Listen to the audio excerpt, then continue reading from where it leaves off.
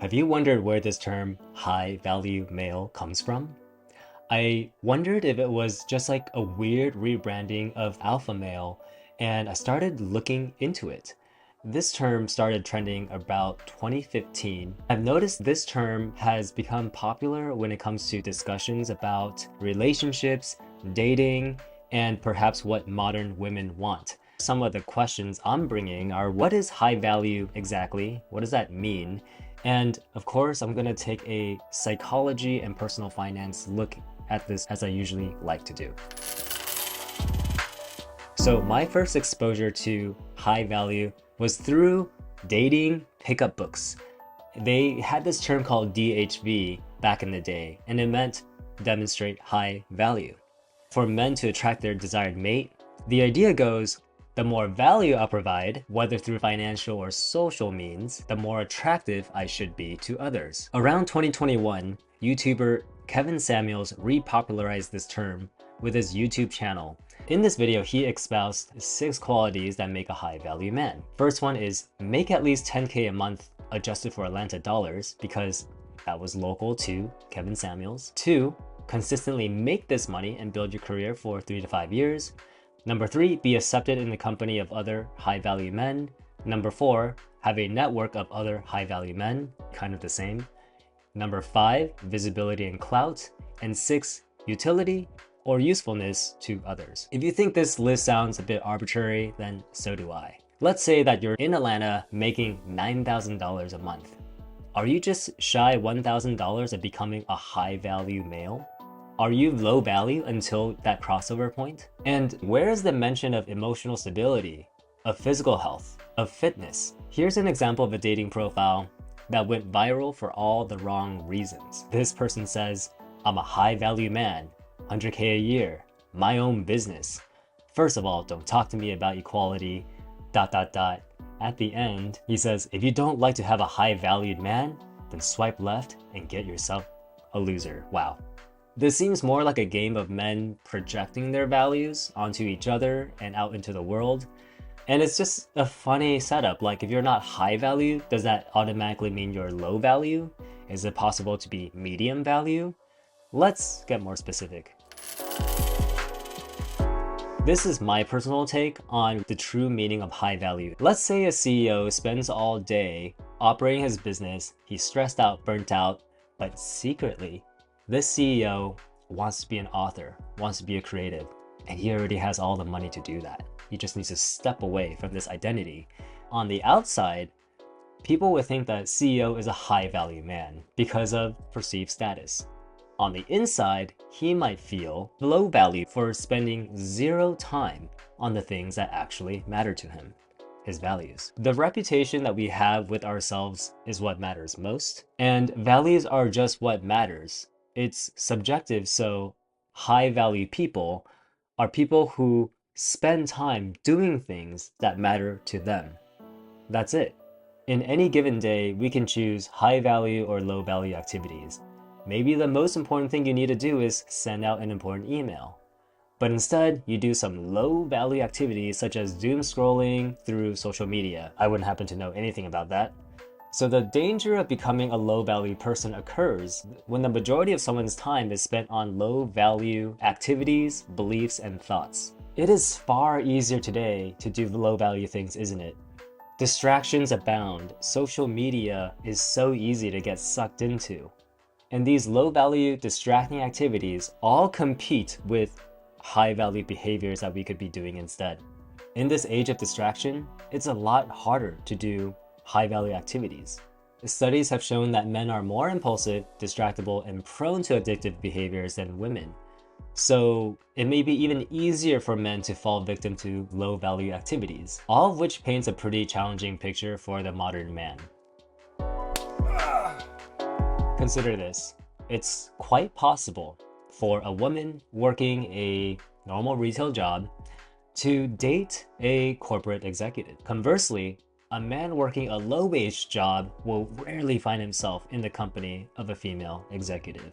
TLC crooned in their 1999 hit song, "Women don't want no scrubs." And yet, women have been outgraduating men, and young women in particular have been out-earning men in many major cities. one of the most cited papers on gender asymmetry finds that even the highly credentialed alpha female still prefers a mate above her pay grade. For men, being high value in the dating marketplace has become relatively more difficult to women nowadays. Let's look at some numbers from Zippia and the Bureau of Labor Studies. Around 18% of all US earners make at least 6 figures. The median household income in 2023 was about $44,000. 9% more men earn 100K per year than women in the US. Does this mean that less than 1 out of 5 American men are high value? Does this mean that for women earning over $100,000 a year, only 9% of men are eligible? So this is my meditation on whether women really want high value men conceptualized in this way. High value is just a proxy for other things like high status. Society typically rewards that which is higher. We always want high self-esteem, high confidence, high class. If a job asks if you're a high performer, of course you're going to say you are. No one waltzes into a job interview and says, you know, I'm a low performer, but I would still like a job. So in the same way, anything that's not high value can be stigmatized automatically as low value. Because women tend to value status and stability more than men, while men tend to value looks more than women, the strategy of showcasing higher status makes sense. Modern dating incentivizes speed and quick judgment. Two guys being equal, the one posing with the exotic sports car might seem higher status than the one with the Honda. That's visible status. And yet, this is where my personal finance psychology comes in. Wealth is largely invisible. If someone drives a Ferrari, you'll probably assume that they're loaded. But beyond this visible status, you actually don't know anything about the full picture of this person's wealth. How did they attain their wealth? How much debt are they in? Are they potentially even bankrupt? All totally invisible things. What's interesting is that the majority of millionaires in the US drive normal boring cars like Toyotas and Hondas. Meanwhile, women do experience a wide myriad of their own pressures, including societal pressures to have children, to be more demure, to be more agreeable than men. Society has more expectations of women in terms of beauty and aging as well. So it's not easy for women. The point is that each gender does feel its own unique pressures. Maybe the whole phenomena around high value when it comes to dating is just another way to express that expectations in mating and dating have gone up. I often think of Esther Perel's viral 2018 South by Southwest talk, in which she made a cutting observation about modern relationships and how expectations have really gone up. We still want all the same things that traditional marriage was about. We want family life, some of us. We want companionship. We want economic support. We want social status. But now I want you also to be my best friend and my trusted confidant and my passionate lover to boot, and all for the long haul, and the long haul keeps getting longer. What we have created in our romantic ambition is one person to give us once an entire village used to provide. To this end, maybe the term high value is just a substitute for, can you meet my needs? And that seems like an ever-growing set of needs. I call it lifestyle inflation, just like lifestyle inflation. But this is the perception that we need more and more from our partners, especially if we're looking for a new partner in today's dating marketplace. So, is there a way out of this conundrum? Opt out of the game altogether or play a different one? The most important thing to do first with values is to define them. What are they to you? Only then can you accurately navigate what is high value or low value, right? With that said, there's always opportunity for anyone to improve, especially me. So hang with me for a sec. The average person thinks that they're above average, but that, on average, cannot be true. Say that 3 times fast. However, there is a lot to be gained from being just above average in areas you focus on. Let me give you 3 examples. Personal finances. So many Americans are in debt and overspending and have no retirement to speak of.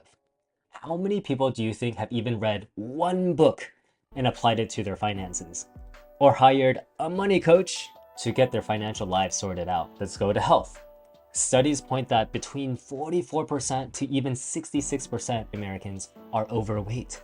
So you could beat the vast majority of Americans. You don't even have to have six-pack abs or be like David Goggins. Just have a reasonable diet and exercise. Naturally, people gravitate towards easy things and avoid hard things. So if you're willing to embrace hard things and get a little bit better at them, then your life will get easier. In this sense, a high-value person does not avoid hard work, especially for the goals that they want in their lives. This orientation also challenges the consumer's culture. I think every high-value person attempts to produce more than they consume, whether that's sharing your knowledge or volunteering your time, or literally producing things for other people's consumption or benefit.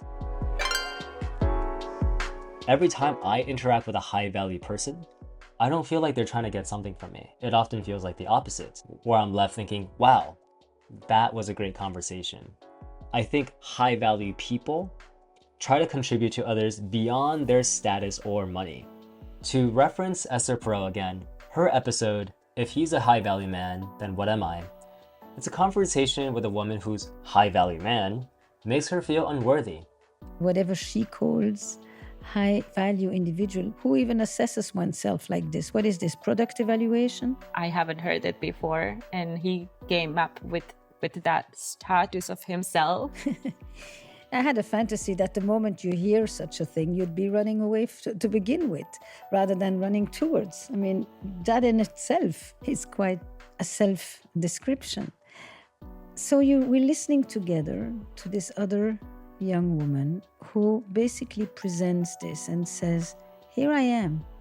And somehow, the more I am put down and the more I get emboldened to fight for the recognition even more so, from the very person who is denying it to me. In that dynamic, it seems as if she should feel lucky to have him and not the other way around. And it just makes her feel lesser than and not an important person. From that example, I really want to say that high-value men do not go out of their way to make other people around them feel low value.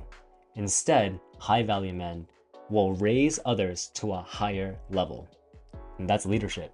And there I wrap up my wandering thoughts about this interesting term, high value. What do you think about high-value men? Does my point of view fit with yours, or do you have a different opinion? I'd love to know. I'm Oz Chen. I help you mind your money, and I hope you found this video of value.